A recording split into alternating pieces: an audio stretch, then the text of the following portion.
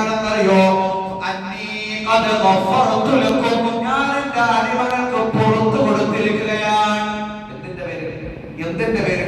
അല്ലാഹുവിനെ കുറിച്ച് ഓർക്കുന്ന, പറയുന്ന, സ്മരിക്കുന്ന, മജ്‌ലിസിൽ പങ്കെടുത്തതിന്റെ പേരിൽ അവരുടെ മുഴുവൻ ദോഷങ്ങളും അല്ലാഹു പുറത്തു കൊടുത്തിരിക്കുന്നു.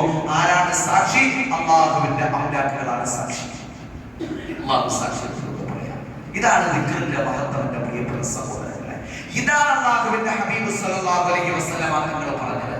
വിജയികളാരാണ്? അല്ലാഹുവിന്റെ ഖുർആൻ പറയുന്നുണ്ട്, അല്ലാഹുവിന്റെ പരിശുദ്ധമായ ഖുർആൻ പറയുന്നു, വദ്കുറുല്ലാഹ കസീറാ ലഅല്ലകും തുഫ്ലിഹൂൻ. അധികമായി ദിക്ർ ചെയ്യുന്നവർ, അധികമായി അല്ലാഹുവിനെ ഓർക്കുന്നവർ, ലഅല്ലകും തുഫ്ലിഹൂൻ, അവരാണ് വിജയിച്ചവർ എന്ന് അല്ലാഹുവിന്റെ പരിശുദ്ധമായ ഖുർആൻ. വിജയികൾ അല്ലാഹുവിനെ ഓർക്കുന്നവരാണ്, അല്ലാഹുവിനെ ദിക്ർ ചെയ്യുന്നവരാണ്. ജീവിതത്തിന്റെ എല്ലാ മേഖലകളിലും അല്ലാഹുവിനെ ഓർക്കാൻ നമുക്ക് സാധ്യമാകോ? വിജയത്തിന്റെ വഴി അതാണെന്ന് പറഞ്ഞത് അല്ലാഹുവിന്റെ പരിശുദ്ധ ഖുർആനാണ്.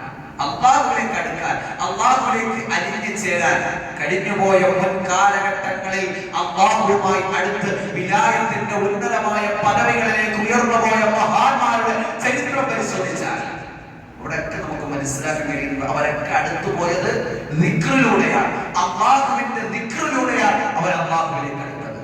അല്ലാഹു നമുക്ക് തൗഫീഖ് നൽകി അനുഗ്രഹിക്കുമാറാകട്ടെ.